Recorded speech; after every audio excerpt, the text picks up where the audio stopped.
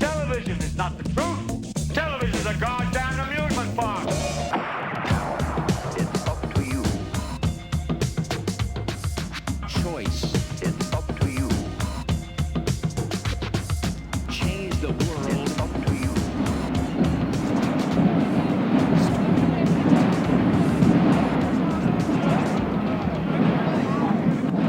Started having memory loss, headaches, dizziness sometimes.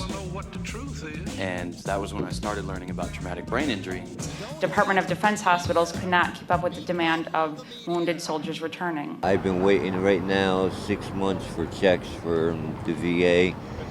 Do you see yourself getting like shipped off to different countries, to Iraq and Afghanistan? I don't know. And I'm very patriotic. I love this country. And I'm saluting all of our military here. It's Veterans Day. How do you feel about the current wars that we're engaged in? I think it's very important that we stay there. I believe that eventually a lot of the troops will be able to leave when it's safe and when it's the correct time. I believe we'll always have to have a presence there, as we are still in Germany, we're in Japan, we're in a lot of parts of the world. We are the strongest country in the world, and I believe that President Bush did the right thing. I believe he went in with good intentions, and I believe years from now down the line, hopefully we'll have peace in the Middle East and we'll have done a very good thing. I feel like George Bush is a war criminal, along with Cheney and a bunch of other folks. So, and my understanding of Nuremberg and a lot of other international law was a big reason why I decided to apply for conscientious objector status, because I was actually a career soldier. I was in for 14 years and I had every intention of doing 20 or 30 years. So, and how do you feel about the current war? Well, being in the military is kind of like your brother gets into a fight. You don't ask if he started it or whose fault it is. You just go in there because he needs your help. Whatever they need for me to do, I'm willing to do it. That's my approach. I was one of the first Navy SEALs. It came from the Frogmen. I don't know if you know them, but that's the thing, yeah. Oh, the Frogmen, no. Yeah. So how do you feel about the current war? Well, they're all horrible. You know, any war. Sometimes you gotta do things, you gotta defend yourself, though. Freedom's very hard to hang on to. I was in Vietnam. I wasn't in the current one, you know.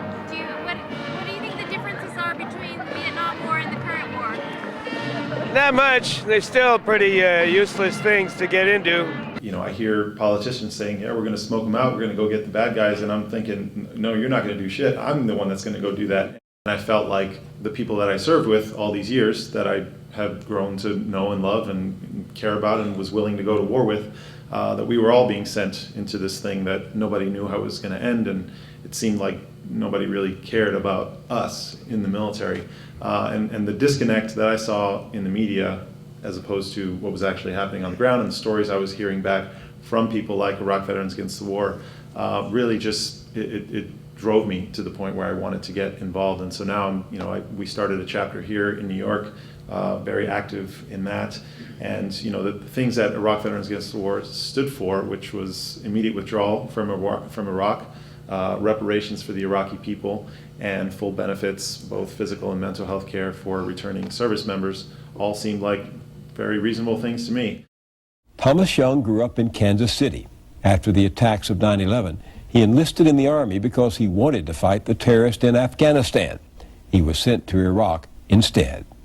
5 days after arriving there, he was shot in the chest and severely wounded. He was 24 years old at the time and will spend the rest of his life in a wheelchair. Thomas Young's story is told in a film called Body of War. I'm Thomas Young.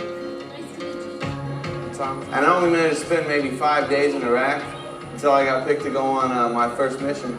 There were 25 of us crammed into the back of a 2.5-ton truck with no covering on top or armor on the sides.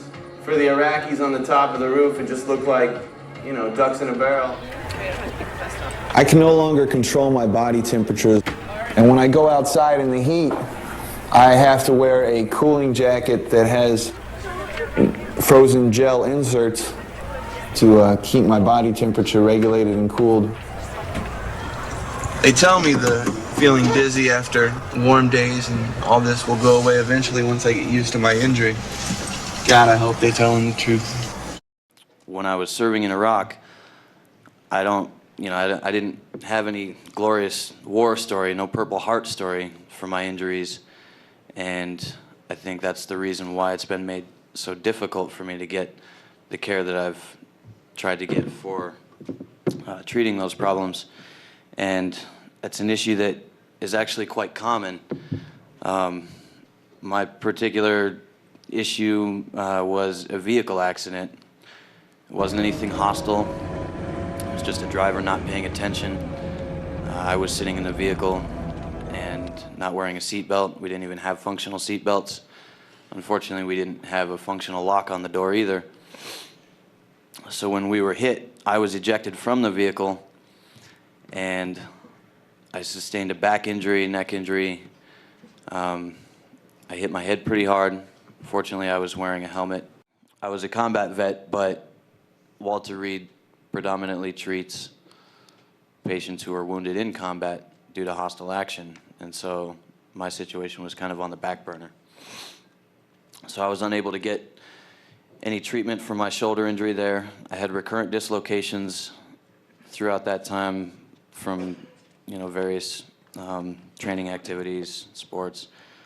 I was able to see a chiropractor every so often, maybe once a month, which wasn't really helping my neck and back problems.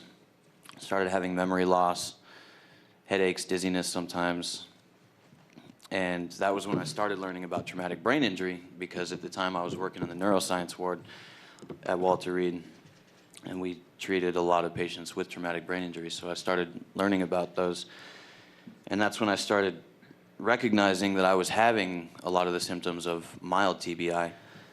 I couldn't get a screening for it. There really was no screening process for it at the time. In large part, there still isn't.